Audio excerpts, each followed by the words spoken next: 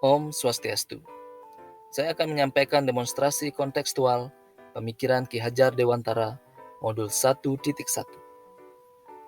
Sebelum lanjut, perkenalkan nama saya Igede Sujana, calon guru penggerak Angkatan 7 Kabupaten Buleleng, Bali, dan sekarang bertugas di SD Negeri 4 Tista.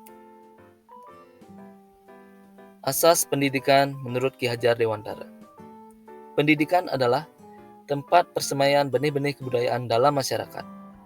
Ki Hajar memiliki keyakinan bahwa untuk menciptakan manusia Indonesia yang beradab, maka pendidikan menjadi salah satu kunci utama untuk mencapainya.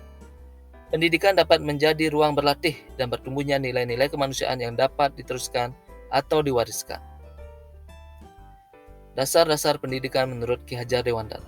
Yang pertama, ada menuntun, kedua, kodrat anak, ketiga, budi pekerti, dan yang keempat, berpihak kepada anak.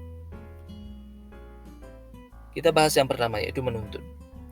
Ki Hajar menjelaskan bahwa tujuan pendidikan yaitu menuntun segala kodrat yang ada pada anak-anak, agar mereka dapat mencapai keselamatan dan kebahagiaan yang setinggi-tingginya, baik sebagai manusia maupun sebagai anggota masyarakat. Ki Hajar juga mengibaratkan peran pendidik seperti petani. Benih ibarat peserta didiknya, kemudian ladang diibaratkan sebagai lingkungan. Sehingga bila biji jagung ditempatkan di tanah yang subur dengan mendapatkan sinar matahari dan pengairan yang baik, maka meskipun biji jagung adalah bibit jagung yang kurang baik atau kurang berkualitas, tentu dapat tumbuh dengan baik karena perhatian dan perawatan dari pak tani itu sendiri. Begitu juga sebaliknya, meskipun biji jagung itu berkualitas tinggi, namun ditempatkan pada ladang yang gersang, kemudian tidak ada perhatian dari pak tani itu sendiri, tentu biji jagung itu tidak bisa tumbuh secara optimal. Dalam dunia pendidikan, tentu kita tidak asing lagi dengan istilah trilogi pendidikan, yaitu Ingarso Sungtolodo, Ingmadio Mangunkarso, dan Tutwuri Handayan. Ingarso Sungtolodo ini menjelaskan bahwa di depan menjadi teladan, artinya guru menjadi teladan dari budaya sekolah. Salah satu contohnya, guru datang tepat waktu, kemudian guru sebagai contoh atau role model dalam melaksanakan atau menerapkan budaya-budaya sekolah yang ada di sekolahnya. Kemudian Ingmadio Mangunkarso, di tengah membangun interaksi. Guru diharapkan mampu beradaptasi dengan dunia anak didiknya, sehingga lebih mudah dalam berinteraksi. Kemudian yang terakhir, Tutwuri Handayan, di belakang memberikan dorongan atau motivasi. Seorang guru harus bisa menjadi motivator yang bisa memberikan semangat, dorongan kepada siswanya untuk selalu bertumbuh dan berkembang. Kemudian ada kodrat anak. Yang kedua, Ki Hajar menjelaskan bahwa dasar pendidikan anak berhubungan dengan kodrat alam dan kodrat zaman. Kodrat alam berkaitan dengan sifat dan bentuk lingkungan di mana anak itu berada, sedangkan kodrat zaman berkaitan dengan isi dan irama. Artinya, bahwa setiap anak sudah membawa sifat atau karakternya masing-masing. Jadi sebagai guru, kita tidak bisa menghapus sifat dasar tadi. Yang bisa dilakukan adalah menunjukkan dan membimbing mereka agar muncul sifat-sifat baiknya sehingga menutupi atau mengaburkan sifat-sifat jeleknya. Selain itu, kodrat anak yaitu adalah bermain. Dalam pembelajaran di kelas, hendaknya kita juga harus memperhatikan kodrat anak yang masih suka bermain. Lihatlah ketika anak-anak sedang bermain, pasti yang mereka rasakan adalah kegembiraan. Dan itu membuat suatu kesan yang membekas di hati dan pikirannya.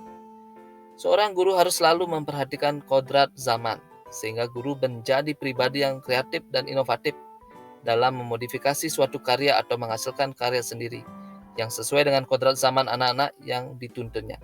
Sehingga dalam proses pembelajaran yang kreatif dan inovatif yang diciptakan oleh guru, tentu ada terbesit rasa kegembiraan di sana oleh peserta didik kita.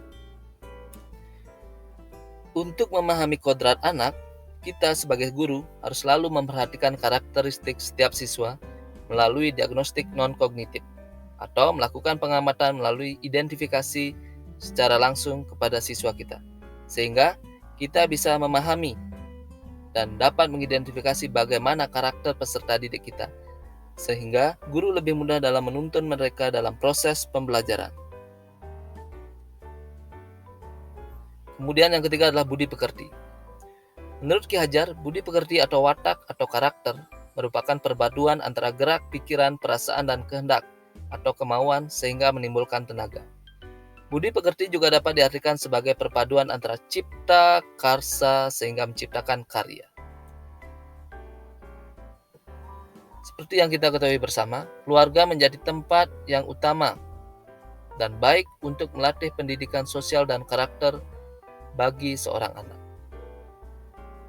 Namun, sekolah juga berperan penting dalam pembentukan karakter anak. Salah satunya dengan menerapkan budaya sekolah sesuai konteks sosial budaya atau kultur di wilayah tersebut untuk membentuk budi pekerti anak. Seperti di Bali kita mengenal istilah Trikaya Parisuda, yaitu berpikir baik, berkata yang baik, dan berbuat yang baik. Atau yang lebih sering lagi kita dengar adalah 5S. Senyum, salam, sapa, sopan, santun. Budaya peduli lingkungan, dan budaya lainnya. Dan yang terakhir adalah berpihak kepada anak. Pendidikan yang diberikan harus berpihak kepada anak. Kita tidak bisa memaksakan kehendak yang kita inginkan.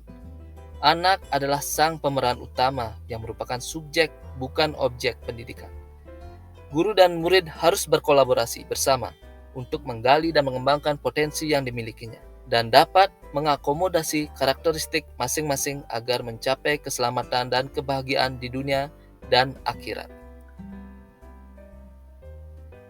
Tantangan dan solusi penerapan pemikiran Ki Hajar Dewantara.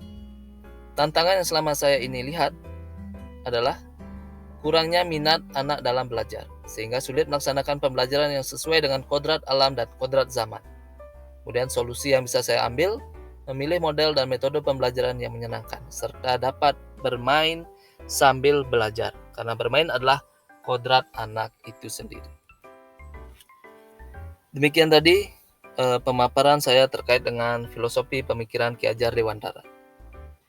Jika ada kesalahan, mohon dimaafkan. Jika ada yang sayang, mohon diungkapkan.